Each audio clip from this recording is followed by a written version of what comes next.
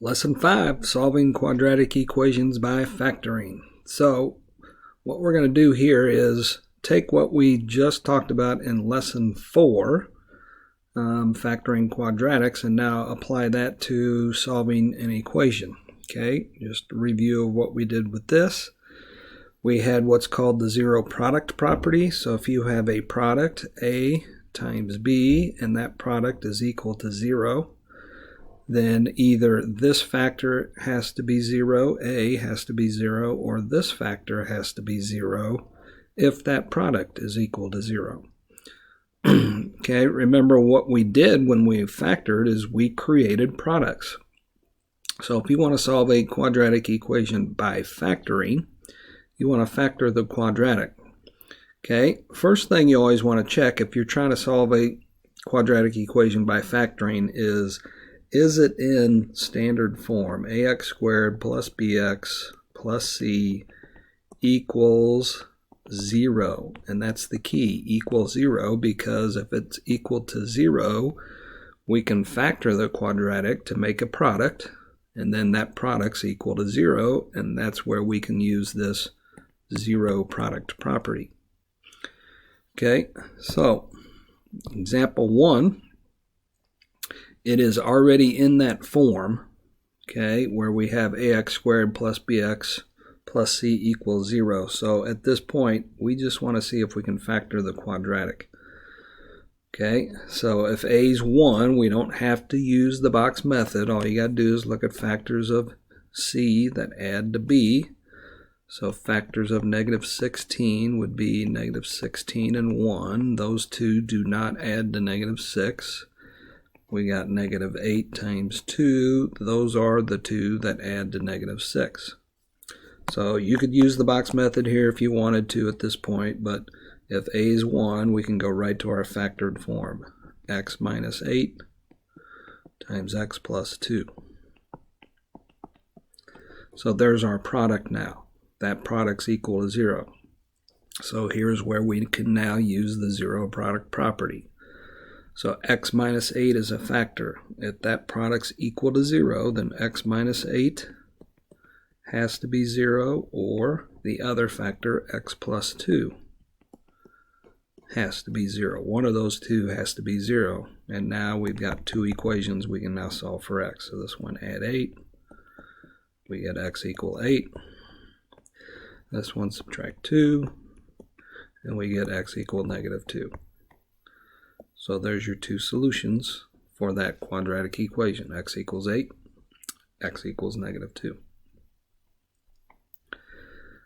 Okay, example 2, if you notice, it is not equal to 0.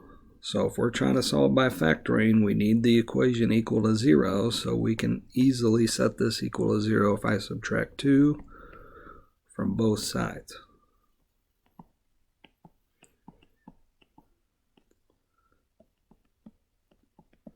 Now it's equal to 0. So now we can see if we can factor this quadratic. A is not 1 this time, so we got to go through the whole box method here. A times c is 6, factors of 6, 6 and 1. We want them to add to negative 7, so 6 and 1 add to positive 7, but what if we make them both negative? Negative times a negative is a positive, and those two do add to negative 7. So we'd split our middle term into negative 6m minus 1m. And we got our 4 terms, so now we can use the box.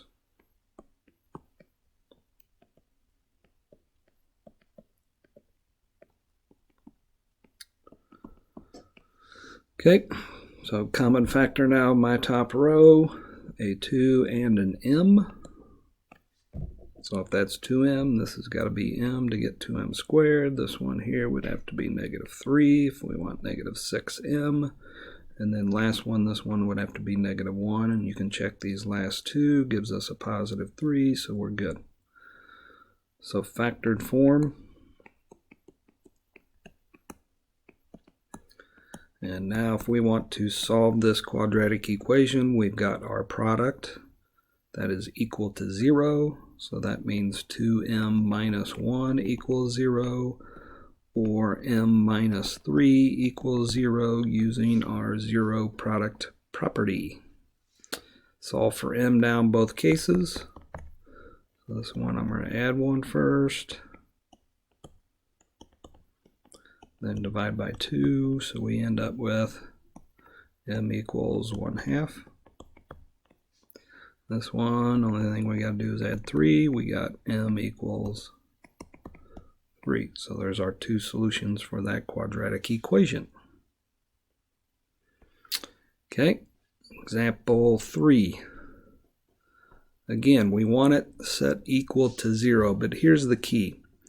When you set these equal to 0, you want your a to be positive. So over here is a, 7. It's the coefficient of that quadratic term. So instead of moving this one over where we would have to subtract it, now that would give me a negative a. I'm going to move both of these over because my a is positive here. So I'm going to subtract 8 and add 10y. So make sure you subtract 8 and add 10y to the left side as well. And I'm going to write this in standard form. So a y squared, my next term would be my positive 10y, and then the constant is always last. And then over here on the right side, both of those cancel out and we're left with nothing, 0. So now we need to factor this. So a times c, negative 56. Okay, and those of us who are lucky enough to have our graphing calculator at home, just to remind us something with that, is the little trick I showed you, how to come up with factors. So remember, we go to y equals, we plug in what a times c is, so in our case negative 56. We always divide it by x, and then we can use our table. One thing I will say is make sure that your table is set to go by 1. So if I go second window, I'm starting my table at 0, and make sure your table is 1. So if your table says something like 0.5, make sure you arrow down here, press clear, and then we want to go by 1s. So now we can go into the table, second graph, and here's all your factors of negative 56. So we want the factors to add to positive 10. So you can just scroll through your list. You just got to add mentally here. Well, 4 plus negative 14 is negative 10. What if I make that one negative and this one positive? Which is in your list. You just would have to scroll up to see it. So negative 4 and positive 14. Those are the two factors that add to 10. Negative 4 and 14. So we would split that middle term using positive 14 y, negative 14, or negative 4y. And it doesn't matter which one you put here. Okay, you could have had the negative 4y here and the 14y there. It doesn't matter. It's all going to factor out the same in the end.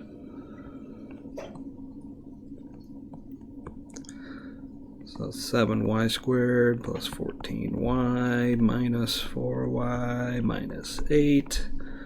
The common factor of my top row would be a 7 and a y.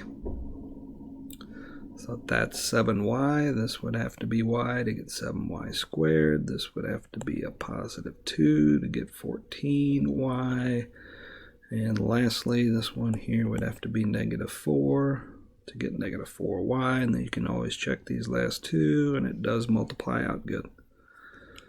So factored form.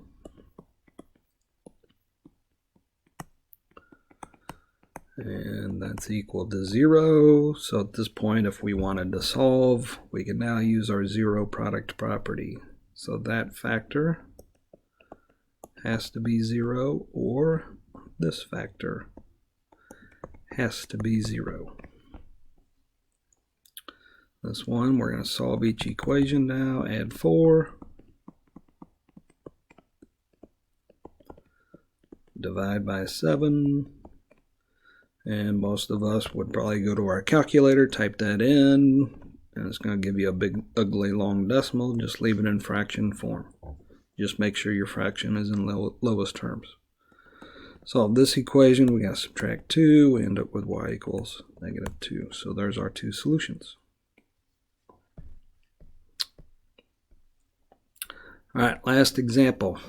Again, we want it set equal to 0, so I'm going to subtract 18 to make this side 0. Excuse me.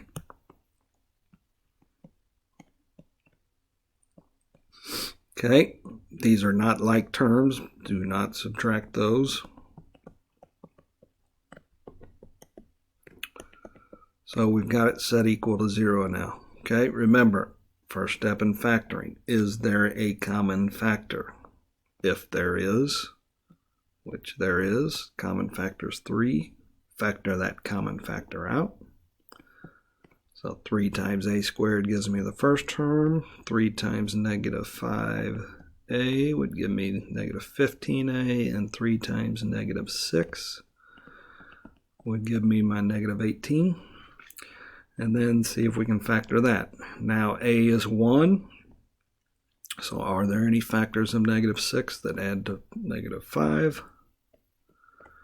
Yes, -6 and +1. You could have used the box method to factor that if you wanted to. All right, so from here, to use our zero product property, now we've got three factors. 3 is a factor, a minus 6 is a factor, a plus 1 is a factor. We already know that 3 is not equal to 0.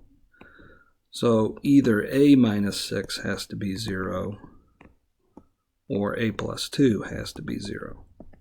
So there's no reason to set 3 equal to 0 because we already know 3 is not equal to 0. Okay, and then solve both of those equations, add 6, we'd end up with a equals 6 here, subtract 1, we'd end up with a equals -1 on that one. All right, I think that's it. Okay, so quick review over solving a quadratic by factoring. I believe the next lesson is solving a quadratic equation using the quadratic formula. All right, see you next time.